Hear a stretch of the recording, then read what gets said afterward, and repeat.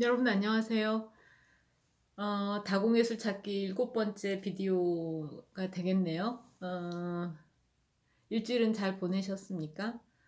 어, 며칠 전에 제가 여섯 번째 비디오를 올렸으니까 그걸 보고 이걸 보시는 분들은 일주일이 지나지 않았다는 걸 아시고 제가 방금 이렇게 일주일 잘 보냈냐고 하는 인사가 되게 이상하게 느껴질 수도 있을 것 같아요. 근데 이 말도 좀 이상한 말이죠, 사실은.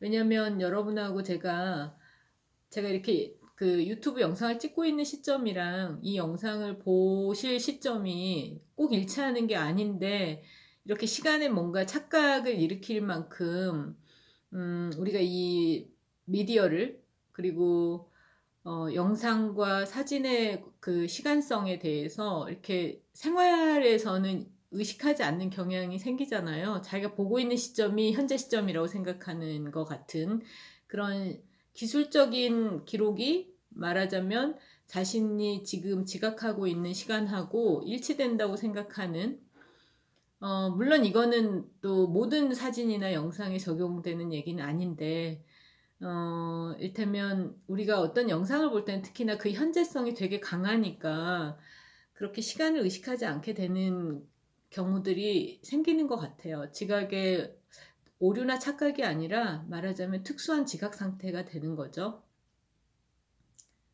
제가 이런 얘기를 꺼내는 이유가 분명히 있겠죠. 그냥 제가 화요일날 영상을 찍어서 올리고 오늘이 금요일 저녁인데 그걸 올리고 있다라고 하는 거를 얘기하기 위해서 이런 얘기를 하고 있는 거는 아닐 거라고 눈치채시는 분도 있을 것 같습니다. 네, 조금 학술적인 얘기 하고 싶어가지고 그런데 이제 그 얘기를 단도직입적으로 들어가는 것보다는 좀 우회해서 얘기를 하는 게 사유를 좀 풍부하게 하지 않을까. 그러니까 제 사유가 아니라 여러분들의 사유를 좀 풍부하게 하지 않을까라는 생각이 좀 들었어요. 사실 누차 제가 이 책을 얘기하고 이 책에서 얘기를 꺼내되 현재 이렇게 진행되고 있는 어떤 현실적인 일들과 결부시키고 있는데요. 일부러 그러는 것도 있지만 또 한편으로는 우리의 일상 속에서 일어나는 일들이 사실 미술과 결부되지 않는 부분이 없고 그게 모든 게 미술이라는 얘기는 전혀 아닙니다. 오히려 미술이 갖고 있는 어떤 복합성이라는 것이 우리의 사회와 우리의 일상적 경험들이나 지각 상태와 그렇게 유리돼 있지 않다는 얘기를 하고 싶어서 제가 그런 얘기를 한 거고요. 또 한편으로는 이 책이 지난 20년간 한국 현대미술 그리고 그 현대미술이 건드리고 있는 굉장히 복합적인 네트워크를 담았기 때문에 이 안에 담겨 있는 내용의 어느 부분을 꺼내서 얘기를 해도 제가 뭔가 이야기를 풀어갈 수 있다는 생각이 듭니다. 그게 뭐 무모한 자신감일 수도 있지만 또 한편으로는 이 책에 그 담겨 있는 지난 20년의 국내외 현대미술이 그만큼이나 다원적이었고 또 복합적이었고 그리고 이질적인 것들의 집합체 같은 특성을 갖는다는 거죠. 그런데 제가 여기 이렇게 방금 다원적이고 이질적이고 이런 얘기를 했을 때 그 용어들은 사실 현대미술을 공부하는 사람들 내지는 작가분들 그리고 뭐 꼭 그렇게 공부를 하지 않더라도 그런 그런 용어를 가지고 현대미술을 설명하는 내용들을 접하셨을 거예요. 그렇다면 사실 제가 여기서 다공이라고 하는 말은 적절하지 않을 수도 있겠죠. 근데 저는 그런 다공성이, 그러니까 다원성과 이질성과 그리고 복합성이라고 하는 것이 그렇게 그 낱낱의 어떤 형용사나 상태 동사로서 설명되는 것을 좀 더 넘어서 구조로 그리고 속성으로서 정의를 할 필요가 있다는 생각을 했고 그 생각이 지금 저로 하여금 포로시티라고 하는 용어를 현대미술에 부과하게 됐던 것 같습니다. 근데 그 용어는 제가 스스로 그냥 발명한 게 아니고요. 발터 베냐민이 20세기 초중반에 그 특히 이제 이탈리아 나폴리에서 이렇게 체류하면서 그 도시가 갖고 있는 되게 기이한 속성을 그런 식으로 설명을 좀 했어요.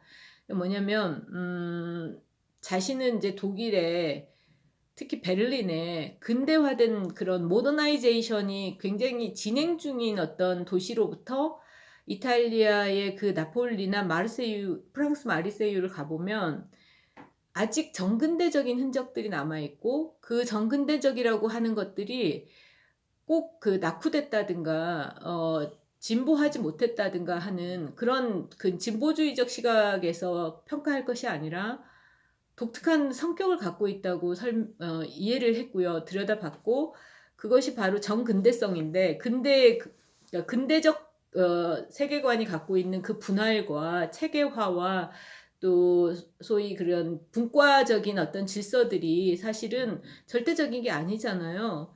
그리고 정근대적 질서라고 하는 것이 꼭 그렇게 그 낙후되거나 나쁜 것이 아니라고 생각할 수 있는 거죠. 이게 이제 베냐민의 시각이었고, 그 시각 속에서 봤을 때 정근대적인 거는 근대가 그렇게 명격하게 뭐 이분화할 수 있다고 생각했던 성스러움과 속됨, 또 뭐 공공적인 것과 사적인 것, 그리고 신뢰와 실외, 그리고 비밀스러운 것과 공개적인 것, 그리고 감각적인 것과 이성적인 것, 이런 식의 분할이 사실은 그게 되게 근대의 질서라는 거죠. 근대의 노멀이 됐다는 거죠. 그리고 그 노멀 이전 사회 속에서 양상은 사실은 그렇게 엄격하게 분리되거나 너무나 명확관화하게 구분할 수 있는 게 아니었던 거예요. 그리고 우리의 삶은 사실은 그렇게 분화하고 체계화해서 격자 안에다, 그리드 안에다 넣을 수 있는 게 아니라는 거죠. 그래서 베냐민으로서는 그 나폴리라는 도시가 보여주는 그 굉장히 뒤죽박죽이고 경계가 모호하고 또 중첩되고 속성들이 들고 나고, 그러니까 이런 속성이 여기서도 있지만 저기도 있고, 저기에 있는 속성들이 이쪽으로 이동해 가기도 하고 하는 그런 것들을 어, 들여다보면서 베냐민이 거기다가 포로시티, 다공성이라는 개념을 부여를 했었거든요.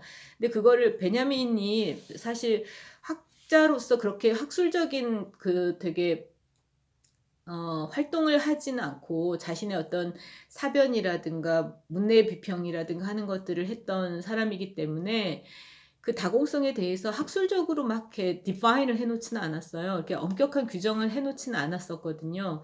그런데 저는 그런, 말하자면 나폴리라는 도시를 묘사해서가 아니라 그런 속성들, 그러니까 전근대와 근대가 가지고 있는 차이, 그런데 그것이 꼭 역사적으로 성과 후로 나뉘거나 낙후된 것과 진보한 것들로 나누거나 할 수 있지 않다라고 하는 베냐민의 역사 철학이 저에게는 굉장히 중요한 개념이라고 생각을 했고, 그것이 한국과 그 한국이 가지고 있는 다국적성으로서의 2000년대부터 2020년까지의 현대미술을 설명할 수 있다고 생각을 했어요. 그거는 장르로서의 다원예술이라든가 속성으로서의 이질성이라든가 아니면은 그 일종의 학술적 유행어로서의 융복합이라든가 하는 말로서는 다 설명할 수 없는 말을 좀 더 시적이면서도 포괄적으로 다룰 수 있지 않을까 하는 생각을 했던 거죠. 그게 이제 제가 제시하고 있는 다공 예술입니다.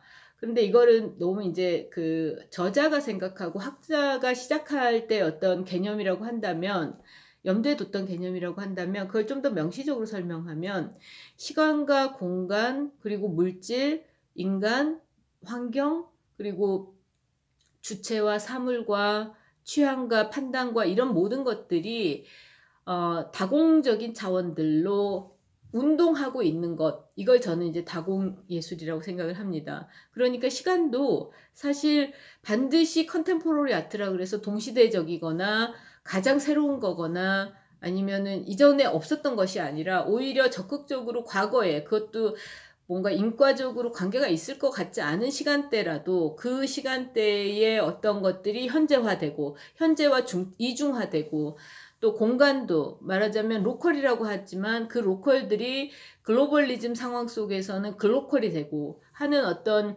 양상들이 바로 사실 지난 20여 년간 현대미술을 지배했던 운동의 원리였다고 생각을 하고, 그 운동의 원리들이 가진 구조는 뭐냐라고 할 때 구멍이 많고 일종의 문 같고, 그다음에 들고 나는 어떤 그 플랫폼 같고, 그런 것들로서 마치 제주도 화산송이 같이 구멍들이 많아서 통과도 잘 되지만 들어오기도 잘하고 나가기도 잘하고, 그리고 그것들이 절대로 그냥 스쳐 지나가는 것이 아니라 그 구조 속에서 운동으로서 의미를 갖게 되는 것, 이게 이제 다공예술이지 않을까라는 생각을 했고, 그 개념들로 한국 현대미술의 문화적인 차원부터, 그리고 제도, 그래서 국립현대미술관이나 삼성미술관 리움이나 코리아나 미술관 같은 제도들, 기관들, 그리고 미적 경향들, 미학적인 어떤 속성들을 다뤘던 겁니다.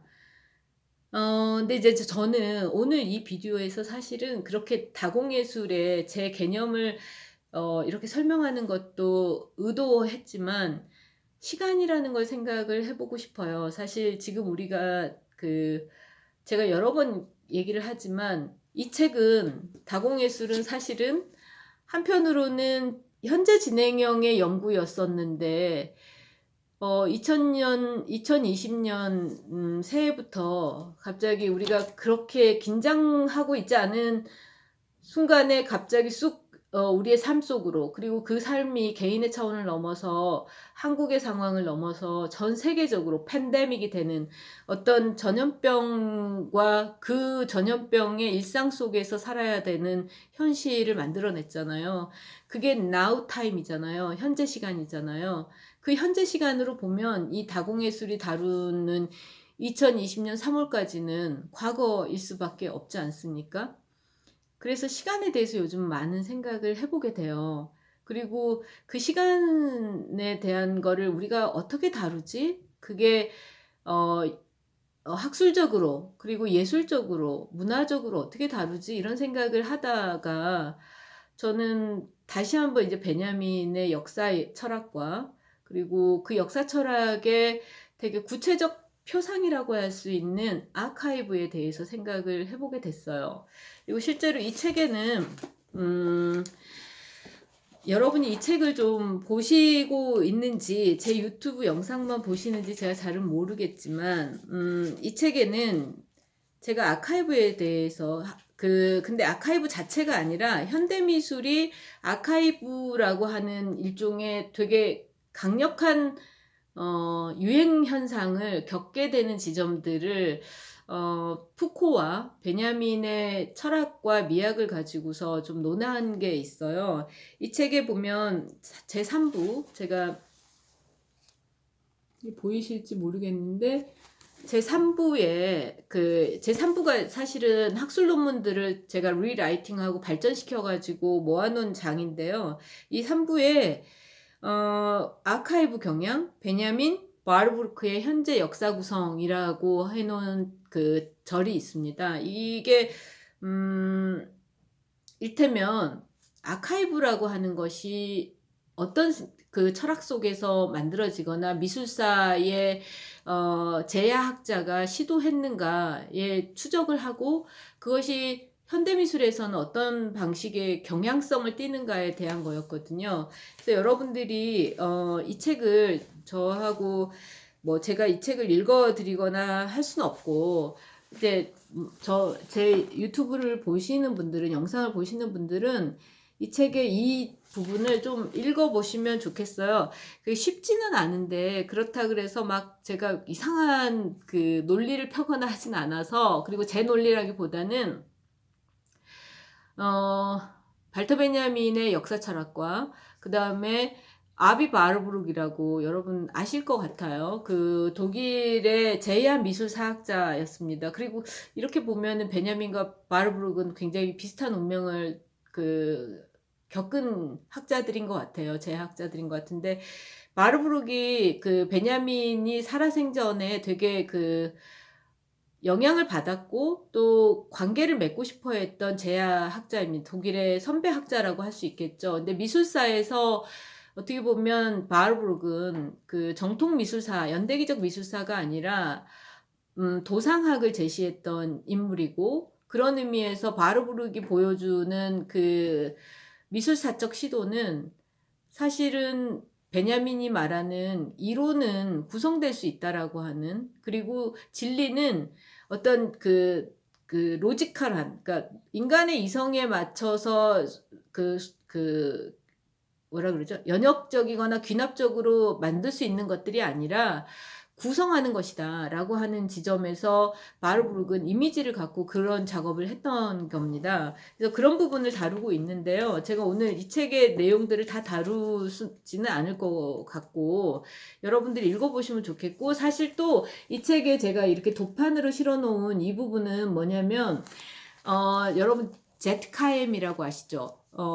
독일 칼스루에 있는 미디어 현대미술관이잖아요. 이 제트카엠에서 2016년에 아비바르브룩 무네모신의 이미지라고 하는 전시를 개최를 했어요. 그리고 그때 브로셔의 표지를 제가 이제 그 허가를 이렇게 출처를 밝히고 여기에 수록을 해놨는데요. 이게 뭐냐면 그 미술관이 이 작업을 한 게 아니고 바르부르크가 사실은 이 도상학자로서 굉장히 미술사 작품들에 접근하는, 근데 미술사 작품만이 아니라 동시대의 어떤 그 이미지들이랑 같이 결부시키면서 의미의 어떤 차원들을 구성하는 작업들을 했었어요. 근데 그것이 일테면 미술사로서는 되게 그 드러난 논리가 아니라, 그리고 역사학적인 어떤 추적을 하는 방법론을 그대로 따르는 게 아니라 어 학자의 주관과, 그리고 그 이미지들 안에 담겨 있는 그 시대의 어떤 이모션, 그러니까 정념, 그리고 또 그 시대가 가진 어떤 기술력, 그리고 자연에 대한 철학, 이런 모든 것들이 마르부르크로서는 시대와 공간과 작가와 장르를 구분하지 않고 그것들을 원칙으로 구성할 수 있다고 생각을 했었던 겁니다. 그리고 그것이 일종의 마르부르크로서는 무네모신의 기억의 여신의 역할이자 작동 방식이라고 생각을 했던 것 같아요. 그래서 살아생전의 아비바르부르크는 이런 식의 이미지들을 컬렉션해서 수집을 해서 그 이미지들을 시공간을 넘어서면서 다공적으로 정말 시간의 공간의 어떤 들고남을 적극화해서 이런 패널들을 만들어 놨었어요. 근데 그 패널들이 정확히 어떤 원칙과 바르부르크가 무슨 의미의 문맥을 꿰면서 이걸 했는지에 대해서 남겨놓은 게 없기 때문에 여전히 미스테리어스한 거죠. 그런데 그런 것들을 이제 계속 학자들이 연구해 나가고 또 미술관 같은 곳에서 그런 아비바르부르크가 남겨놓은 어떤 지적, 예술적, 그리고 문화적 탐구의 유산들을 전시를 하면서 연구를 해나가는 거예요.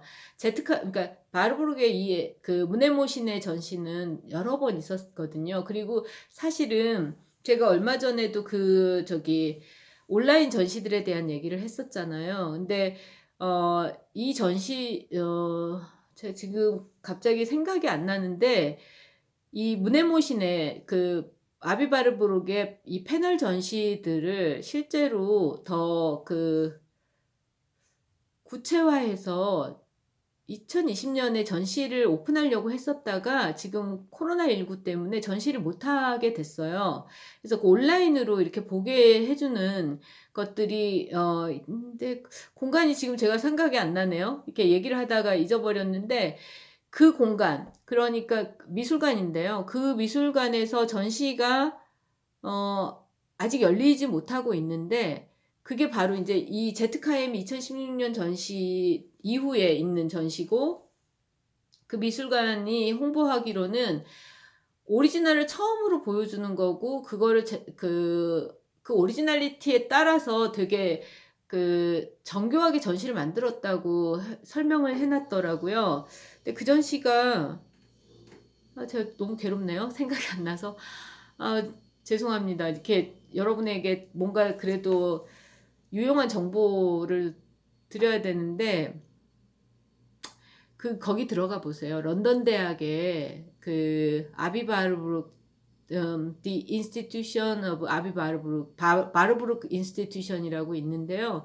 거기에서 최근에 그 뉴스들을 소개를 해놨어요. 그러니까 바르브룩은 독일 출신이지만 그 바르브룩이 그 장남이었는데, 이런 얘기하면 너무 시간이 오래 걸리는데, 장남이었는데 그 은행가 집안의 장남이었는데 유산 상속을 포기하고 자기 동생한테 유산을 맡겨요. 그래서 넘깁니다. 그러면서 단 내가 평생 읽을 수 있는 책을 나한테 제공한다면 나는 너한테 우산을 넘기고 네가 경제적으로는 더 훨씬 영민하니까 그렇게 해라라고 했는데, 그렇게 해서 아비바르부룩이 연구소를 만들거든요. 함부르크에. 근데 그 함부르크 아비바르부룩 인스티튜션이 런던 대학으로 갑니다. 그래서 런던 대학에 지금 그 바르부룩 인스티튜션이 있어요. 근데 거기서 이렇게 앞으로 있을 이벤트에 그 부분을 소개를 해놨어요. 근데 전시 제가 아주 유명한데 지금 약간 확신이 없어서 여러분한테 말씀 못 드리겠어요. 그걸 기사로만 봐서 역시 이게 기억이라는 게 이것도 기억이네요. 무네모신의 기억의 여신의 작동이네요. 그래서 여러분들이 제가 이제 말씀드리고 싶은 거는 아비바르부룩 전시도 계속 이렇게 이루어지고 있는데, 그게 어떻게 보면 우리가 생각하는 것보다 우리의 과거는 현재 영향을 굉장히 강하게 미칠 뿐만 아니라 중첩돼 있다는 거죠. 그게 그리고 사실은 베냐민의 역사 철학입니다. 그러니까 결코 현재란 과거에서부터 이렇게 그냥 인과적으로 흘러온 것도 아니지만, 그렇다 그래서 현재가 정말 과거하고 단절되거나 하는 건 아니라는 거죠. 그래서 이렇게 얘기할 수 있습니다. 우리의 현재는 사실은 과거하고 이렇게 중첩된 상태에서 상호작용을 계속하고 있는 거죠. 마치 다공의 운동을 하고 있다고 말할 수 있습니다. 오늘 비디오에서 제가 사실은 시작을 어떻게 하고 싶었냐면, 제 책이 아니라 다른 책 두 권을, 아카이브와 관련한 책 두 권을 사실은 소개하고, 첫 문장이 너무 아름다워서 그 얘기를 하고 싶었어요. 이 책은 베냐민의 아카이브를 정리한 겁니다. 그러니까 베냐민이 살아생전에 굉장히 많은 텍스트 자료나, 그러니까 원고나, 또 자신이 수집가의 어떤 태도가 굉장히 강해서 뭐 러시아 인형도 수집하고 파울 클레이 그림도 수집하고 그랬었잖아요. 근데 그런 문서들만, 사진과 문서만을 모아서 베를린에 베냐민 아카이브가 있거든요. 그거를 지금 이걸 책으로 묶어낸 거예요, 편집자들이. 근데 이 책의 서문이, 프리페이스의 첫 문장이 어떠냐면, His last archive remains a secret 이라고 돼 있습니다. 그러니까 그의 마지막 아카이브는 비밀이다. 아직도 비밀스럽다. 비밀에 갇혀 있다. 이렇게 얘기할 수 있을 것 같네요. 이때 His last archive는 바로 베냐민이 미국으로 망명하기 위해서 피레네 산맥을 넘거든요. 국경을 넘어서 배를 타고 가기 위해서. 근데 거기서 국경이 폐쇄됐다는 소식을 접하고는 절망한 나머지 이제 몰핀 과다 복용으로 생을 달리합니다. 베냐민은 스스로 목숨을 끊는데요. 그때 피레네 산맥을 넘으려고 하면서 힘든 여정에 도보로 넘어가려고 하면서도 베냐민이 자신의 서류 가방을 절대 놓지 않았다고 해요. 근데 그게 이제 우리로서 베냐민 연구자들로서는 베냐민이 마지막까지 매달렸던 파사젠베르크 아케이드 프로젝트라는 완성형 원고 같은 게 담겨 있지 않았을까라고 하는데, 그게 유실돼 가지고 우리는 알 수가 없습니다. 그런 의미에 말하자면 베냐민의 아카이브는 여전히 비밀에 쌓여 있다라고 하는 이 문장이 저에게는 굉장히 울림이 크고, 또 한편으로는 그게 바로 우리가 과거에 대해서 갖게 되는 소위 받아들이는 입장이 되는 것 같아요. 과거는 아무리 명명백백한 것 같아도 명명백백하지 않고 그 과거를 우리가 어떻게 수용하거나 해석하거나 이해하거나 구성하느냐에 따라서 마르부르크에처럼 그 구성하느냐에 따라서 그 과거는 굉장히 우리한테 다르게 비춰질 것 같다는 거죠. 그리고 비밀스러운 것이고 그 다음에 또 하나의 책은 이 책인데요. 제가 이 책을 얼마 전에 발견해서 되게 재밌게 읽었어요. 알레트 파르주라고요. 미셸 푸코하고 친구였고 지금도 뭐 이분은 살아계시는 것 같아요. 1941년생. 이 사람은 이제 비디오가 너무 길어지네요. 큰일 났네. 푸코가 광기의 역사에서 그 서구 근대의 정신병동과 그리고 훈육의 그 체계들을 연구했다면 이 아를레트 파르주는 그 여성들의 그 말 그대로 사건 사고 같은 것들을 연구를 한 거예요. 근데 그것들에 대해서 학술서가 아니고요.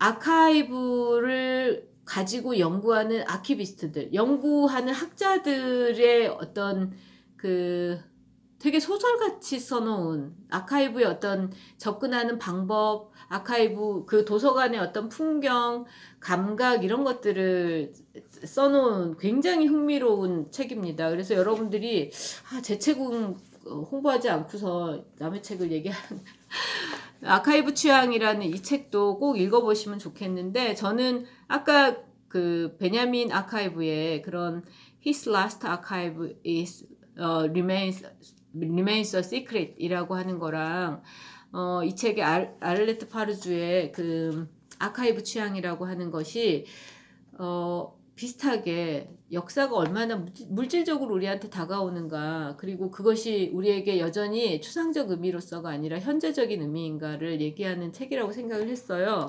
그래서 요 아카이브 취향에서 여러분에게 되게 물질적인 느낌을 주는 그 문장 하나만 읽고 제가 오늘 비디오 끝내겠습니다. 너무 길어져서 굉장히 부담스러우시겠어요. 누가 30분짜리 유튜브 영상을 보겠습니까? 저는 계속 이런 식의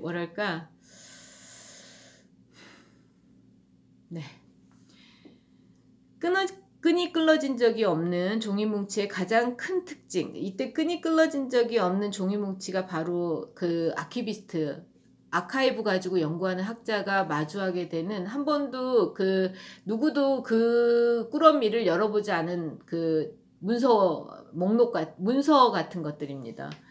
근데 그런 것들이 많겠죠. 아카이브라 그래서 모두 다 중요해서 다들 열심히 연구하려고 하는 자료로서가 아니라 아무도 존재하는지조차 모르는 그런 것들이 있겠죠. 예를 들면 18, 19세기 프랑스에서 여성에 관련한 범죄 경찰 조서 같은 거를 누가 열심히 읽겠냐고요. 근데 이 사람은 그런 연구를 한 건데요. 거기서 이제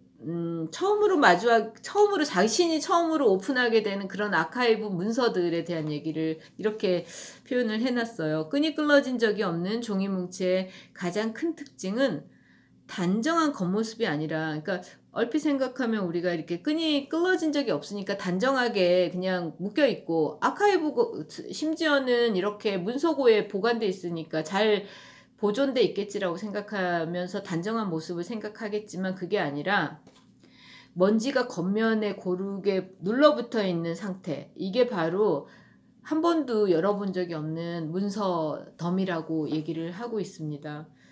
저는 이 문장이 되게 와닿더라고요. 그러니까 어쩌면 우리가 모르는 과거, 그리고 또 어쩌면 우리가 모르는 과거가 아닐 수도 있어요. 우리에게 여전히 의미를 제대로 파악하지 못하게 하는 그런 비밀스럽거나 의미로 열려지지 않은 어떤 과거는, 그게 심지어는 바로 몇 달 전일 수도 있죠. 그 가까운 과거는 되게 우리의 해석을 기다리는 얌전한 모습을 갖고 있는 게 아니라 먼지가 고르게 눌어붙어 있는, 그러니까 먼지 쌓여 있다는 뜻이죠. 그 먼지 쌓여 있음이 꼭 시간의 경과만을 얘기하는 것 같진 않아요. 어쩌면 뭐 소외돼 있고 버려져 있고 뭐 이런 거일 수도 있는데 그런 것들이 고르게 눌어붙어 있는 것. 그래서 우리로 하여금 좀 두렵게 손대게 하는 그런 것들이 과거가 아닐까. 그리고 그 과거는 사실 나의 지금 손길과 만나서 일테면 의미를 열어내고 들고 나는 어떤 관계들을 만들어내지 않을까. 이런 생각을 해봤습니다. 네. 어, 금요일 저녁인데 30분 동안이나 제가 혼자 카메라를 보면서 이런 얘기를 하고 있는 게, 여러분이 듣기에 너무 부담스럽지 않았으면 좋겠습니다.